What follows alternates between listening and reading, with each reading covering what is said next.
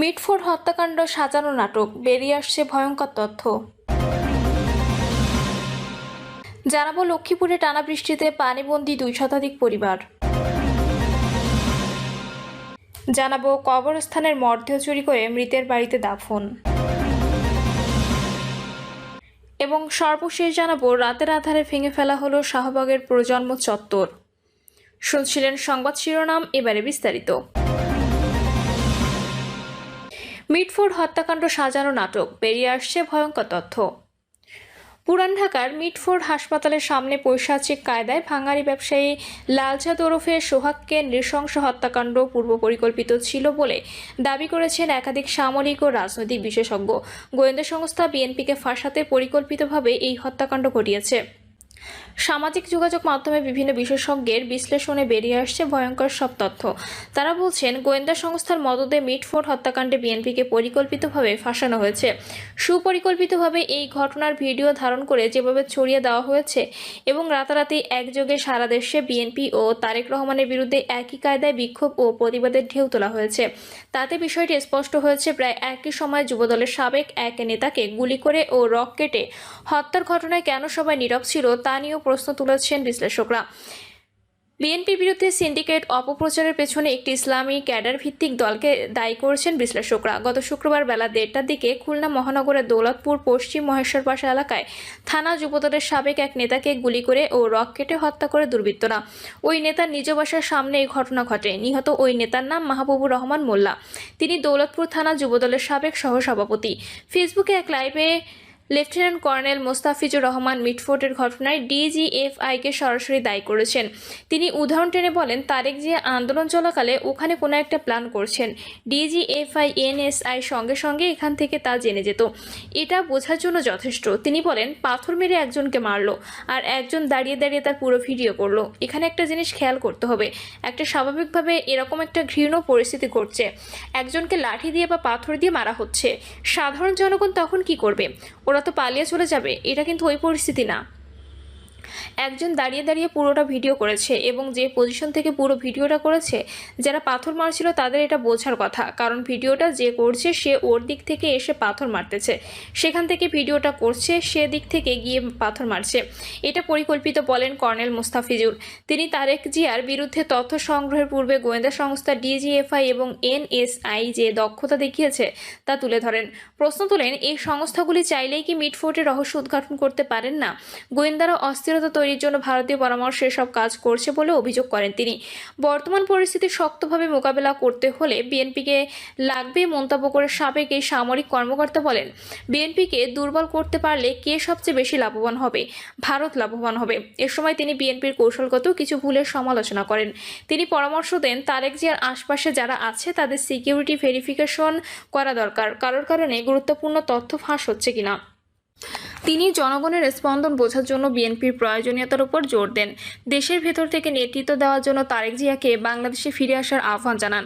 তিনি বিশ্বাস করেন যে বিএনপির তাৎক্ষণিক অগ্রাধিকার হওয়া উচিত জেনারেল ওয়াকার এবং চুপ্পুকে অপসারণের জন্য সরকারের সাথে আলোচনা করা, কারণ তার দাবির মতে তারা দুজনের সুযোগ বুঝে বিএনপির সবচেয়ে বেশি ক্ষতি করছে। এদিকে এই ঘটনায় চাঞ্চল্যকর দাবি করে প্রবাসী সাংবাদিক ইলিয়াস হোসেন বলেছেন, পরিকল্পিতভাবে দলীয় কোন্দলকে প্রচার করা হয়েছে চাঁদাবাজি হিসেবে।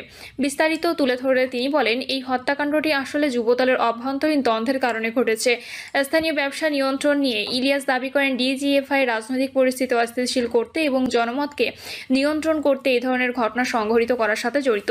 ডিজিএফআই ইচ্ছাকৃতভাবে বিএনপির ভাবমূর্তি নষ্ট করতে এই ঘটনার সংবাদ যেভাবে তৈরি করে দিয়েছেন, তাদের প্রভাবিত মিডিয়াগুলো তা সেভাবে ছড়িয়ে দিচ্ছে। বিভিন্ন গণমাধ্যম ও সামরিক বাহিনী থেকে ফ্যাসিস্ট দোসরদের এখনও না সরানোর তীব্র ক্ষোভ করেন তিনি। বলেন, এরাই বিএনপির জন্য কাল হয়ে দাঁড়িয়েছে। আলোচিত অনলাইন অ্যাক্টিভিস্ট ও প্রবাসী লেখক পিনাকি ভট্টাচার্য মন্তব্য করেন, বিএনপির চাঁদাবাজ দুর্বৃত্ত অংশকে আশকারা দিয়ে মাঠে নামিয়েছে ডিজিএফআই।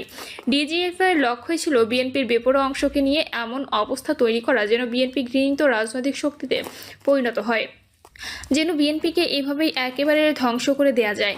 বিএনপি নেতাকর্মীদের উদ্দেশ্যে তিনি বলেন, আপনারা কি ডিজিএফআই এর গ্র্যান্ড ডিজাইনটা বুঝতে পারতেছেন?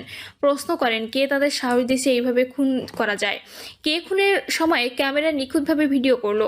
চাঁদা না পেয়ে খুন করা একরকম, কিন্তু বিভৎসভাবে খুনের স্পেকটাকল কার পরিকল্পনায়? অবাক লাগে না? কেন ক্যামেরাম্যান জানতো এই ঘটনা ঘটবেই? লক্ষ্মীপুরে টানা বৃষ্টিতে পানিবন্দী 2 শতাধিক পরিবার। লক্ষ্মীপুরে এক সপ্তাহে টানা বৃষ্টিতে বিভিন্ন স্থানে পানি জমে জলাবদ্ধতা দেখা দিয়েছে। এই জলাবদ্ধতা পানিবন্দী হয়ে পড়েছে সদর উপজেলার ভবানীগঞ্জ ইউনিয়নের সুতারগোপ্তা ও আশপাশের 2 শতাধিক পরিবার। হাঁটু ও কোমর পরিমাণ পানি মাড়িয়ে চলাচল করতে হচ্ছে স্থানীয় বাসিন্দাদের। বুক পরিমাণ পানিতে ডুবে আছে ফসলি জমি। গতবারও একই কারণে ফসল উৎপাদন করা সম্ভব হয়নি। এবারও চাষাবাদ নিয়ে হতাশায় কৃষকরা। স্থানীয়দের অভিযোগ, লক্ষ্মীপুর রামগতি সড়কের পূর্ব পাশে একটি খাল রয়েছে। এই খালের বিভিন্ন অংশে চলাচলের জন্য রাস্তা রয়েছে। বেশ কয়েকটি সরু সরু কালভার্ট চুঙ্গা আছে। এছাড়া মেয়ারবেড়ি সুতারগোপ্তা বাজারের পূর্ব পাশের অধিকাংশ দোকানই খালের ভেতর। একই সঙ্গে এই খালে প্রচুর কচুরিপানা সহ বজ্র রয়েছে, যার কারণে পানি প্রবাহ বাধাগ্রস্ত হচ্ছে। বৃষ্টির পানি জমে খাল সহ আশপাশের এলাকা ডুবে গেছে। কোনোভাবেই পানি সরছে না। সরেজমিনে দেখা যায় সুতারগোপ্তা বাজারের 8টি দোকানের 3 ভাগের 2 ভাগে খালের ভেতর। বাজার থেকে পূর্ব পাশে ব্রিজের দিকে তাকালেই দেখা যায় প্রায় 25 ফুট চওড়া একটি খালের 10 ফুট জুড়ে লম্বায় কয়েকটি জরাজীর্ণ দোকানঘর। এক প্রভাবশালী আইনজীবী ওই ঘরগুলো নির্মাণ করেছেন বলে জানিয়েছেন স্থানীয়রা। এছাড়া একই খালে চলাচলের জন্য 5 থেকে 7 ফুটের কয়েকটি কালভার্ট করে পথ বানিয়েছে স্থানীয়রা। একই এলাকায় গণকবরের সামনে রাস্তায় প্রায় 2 ফুট পানি জমে আছে। আশপাশে যতদূর চোখ যায় শুধু পানি আর পানি। ওই এলাকায় 5 স্টার নামে একটি কিন্ডারগার্টেন ডুবে গেছে জলাবদ্ধতায়। এতে গত কয়েকদিন সেখানে পাঠদান সম্ভব হচ্ছে না। সামনেই 2টি ঘরে এখন পাঠদান করাচ্ছেন শিক্ষকরা।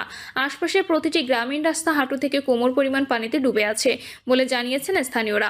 কৃষক ইসমাইল হোসেন ও নাজমুল হক জানান, আমন বীজতলা ডুবে গেছে। গত বছর 3 বার বীজতলা করেও আবাদ করতে পারেনি জলাবদ্ধতার কারণে। এবারও জমিতে কোমর থেকে বুক পর্যন্ত পানি। খাল বিল অবৈধ দখলের কারণে বৃষ্টির পানিতে আশপাশের জমিগুলো ডুবে থাকে। পানি নিষ্কাশন না হলেও এবারও আবাদ করা সম্ভব হবে না। কবরস্থানের মরদেহ চুরি করে মৃতের বাড়িতে দাফন। সিরাজগঞ্জের কাজীপুরে একটি কবরস্থানের মরদেহ চুরি করে মৃতের নিজ বাড়িতে দাফন করার ঘটনা ঘটেছে। স্থানীয় সূত্রে জানা যায়, কবরস্থান থেকে চুরি হয়ে যাওয়া মরদেহটি সোনামুখী পূর্বপাড়া গ্রামের মৃত মানিকুল্লার ছেলে আব্দুস সাত্তারের। তার স্ত্রী, 2 ছেলে ও 2 মেয়ে একই বাড়িতে থাকেন না। এ অবস্থায় বৃহস্পতিবার নিজ বাড়িতে মারা যান তিনি। পরে স্বজনরা তাকে সোনামুখী জান্নাতুল বাকি কবরস্থানে দাফন করেন। কিন্তু শনিবার রাতে কে বা কারা মরদেহটি তুলে নিয়ে যায় তার বাড়ির উঠানে পুনরায় দাফন করেন। স্থানীয় নবীর উদ্দিন বলেন, সকালে জানতে পারি কবর থেকে একটি মরদেহ কে বা কারা তুলে নিয়ে গেছে। পরে ঘটনাস্থলে গিয়ে দেখি আব্দুস সাত্তারের মরদেহটি তুলে তার বাড়ির উঠানে দাফন করা হয়েছে। প্রতিবেশী রবিউল শেখ বলেন, আব্দুস সাত্তারের মরদেহ যেদিন দাফন করা হয় সেদিন তরিকা ভক্ত কিছু লোক এসেছিলেন। তারা দাফন কাজে অংশ না নিলে রাস্তায় দাঁড়িয়েছিলেন। শুনেছিলাম তারা নাকি ওই কবরস্থানে দাফন করতে নিষেধ করেছিলেন। আরেক প্রতিবেশী মঞ্জুর রহমান বলেন, সকালে জানতে পারি কবরস্থান থেকে আব্দুস সাত্তারের